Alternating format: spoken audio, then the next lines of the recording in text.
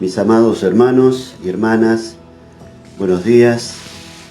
Antes de seguir con nuestro tema, algo que vi esta semana y lo comparto con ustedes, lo voy a compartir ahora y luego durante el desarrollo del tema, porque en Números capítulo 11, versículos 7 y 8, dice: y era el maná como semilla de culantro y su color como color de bedelio. Y el pueblo se esparcía y lo recogía y lo molía en molinos o lo majaba en morteros y lo cocía en caldera o hacía de él tortas. Esto es lo que, a mi entender, sucede cuando el Hijo de Dios, la hija de Dios, se propone compartir el mensaje, el maná que Dios nos ha dado. Y no solo el alimentar debe reunir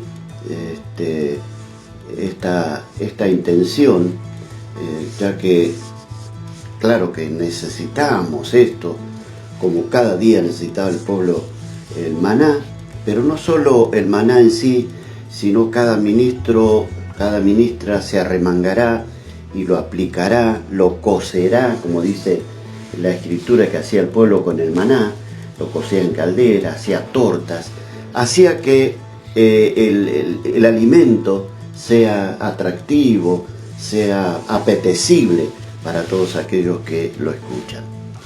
Seguimos con nuestro tema. Las grandes épocas de la Iglesia fueron marcadas por un retorno a los principios bíblicos enseñados por un ministro fiel a las Escrituras, sin ninguna duda.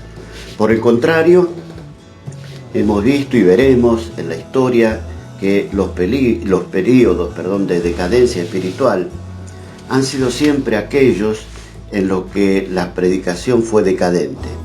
Esto ya lo dijimos, lo volvemos a repetir, porque es necesario que todos, sin excepción, debamos hablarnos cada día a ser fieles, a ser retentivos de la palabra de Dios. Hay un comentarista que dice: predicar es abrir y exponer el texto inspirado con tal fidelidad y sensibilidad que se oye o que se oiga la voz de Dios y el pueblo la obedezca, ¿no? Esto es muy importante a tener en cuenta. Y dentro de eso, dos obligaciones y responsabilidades de quienes exponemos la palabra. La primera, fidelidad. La segunda, sensibilidad. Fidelidad a la palabra antigua y sensibilidad ante el mundo que vivimos y su problemática.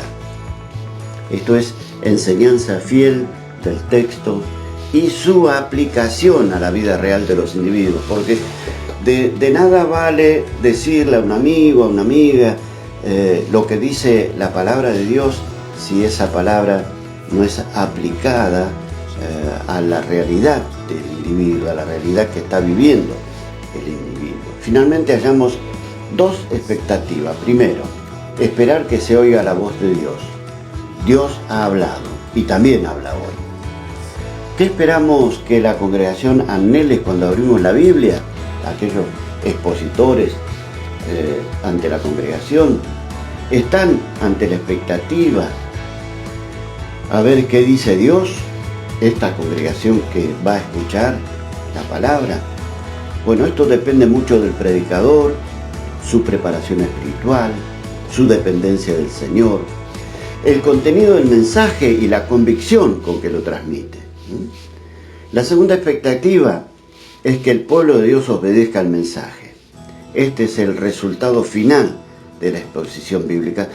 Machacamos con esto, hermanos, porque sin resultados no hay posibilidad de seguir. No hay posibilidad de seguir. Lo más importante es que la palabra de Dios transforme nuestras vidas, ajuste nuestra mente y carácter a las grandes demandas de Él. Muchas veces se habla de romper el hielo, ¿no? En el caso del tema que nos ocupa, romper el hielo sería el del corazón del incrédulo, romper esa barrera que no permite escuchar la voz de Dios. ¿Cuál es la responsabilidad de los ministros de la palabra? Miren, al hacernos esta pregunta es muy probable que algunos de mis hermanos o hermanas piensen, y con lógicas razones, quizás crean tener pocas expectativas de ser un expositor de las Escrituras. Quiero decirte, hermano, hermana, tranquilos.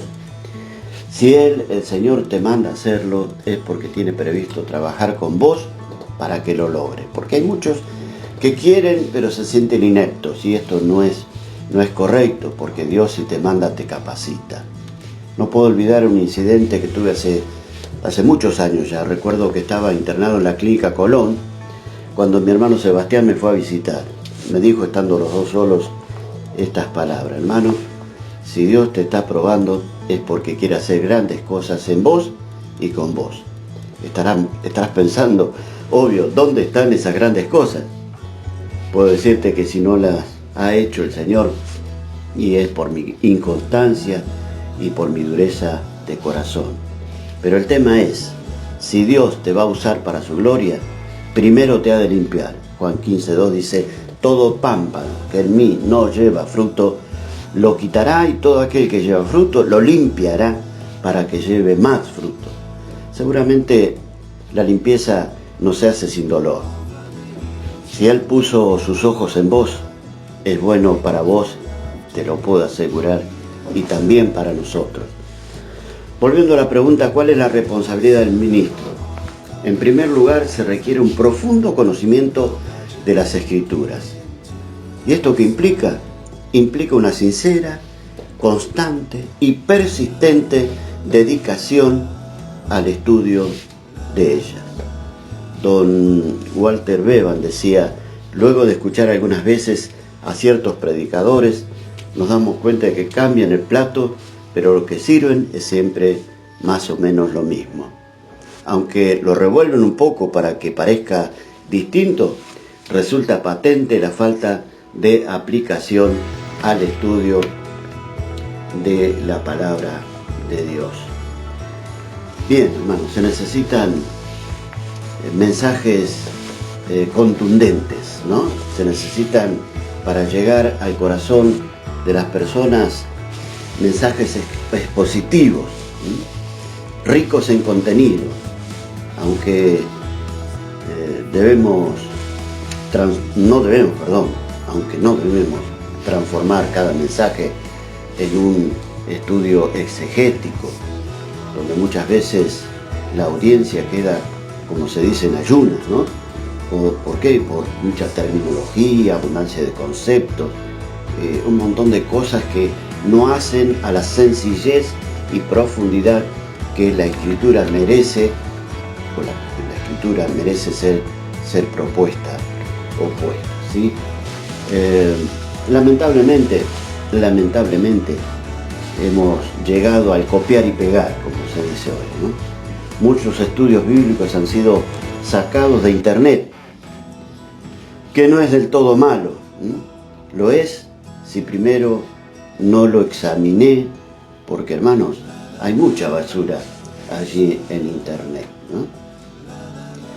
Una cosa horrible, terrible que puede pasar es que la concurrencia diga cómo sabe el predicador, en lugar de decir cómo me habló Dios hoy, ¿no?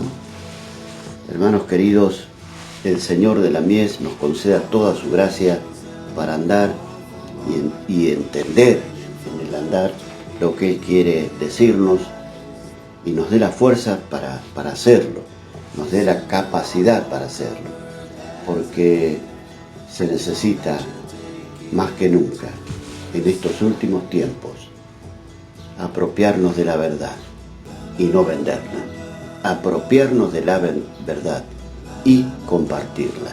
Este es el objetivo del gran trabajo, la meta profunda, sincera, hermosa que Dios nos ha dado para compartir su palabra, que transforma vidas, pero también, ¿sabes?, transforma la vida del que la expone. Muy importante. Si tu vida no es transformada, mucho me temo que los demás no puedan decir yo quiero tener eso que veo en mi hermano, eso que veo en mi hermana, ¿no? Es muy importante que nuestras vidas sean transformadas con la palabra de Dios. Hay una teoría o una enseñanza de ventas que dice que si el producto no me lo vendo yo primero a mí mismo, no es seguro que lo pueda vender a los demás, sacando las grandes, abismales distancias que significa poner en consideración de aquel que me escucha cuál es el camino verdadero al cielo.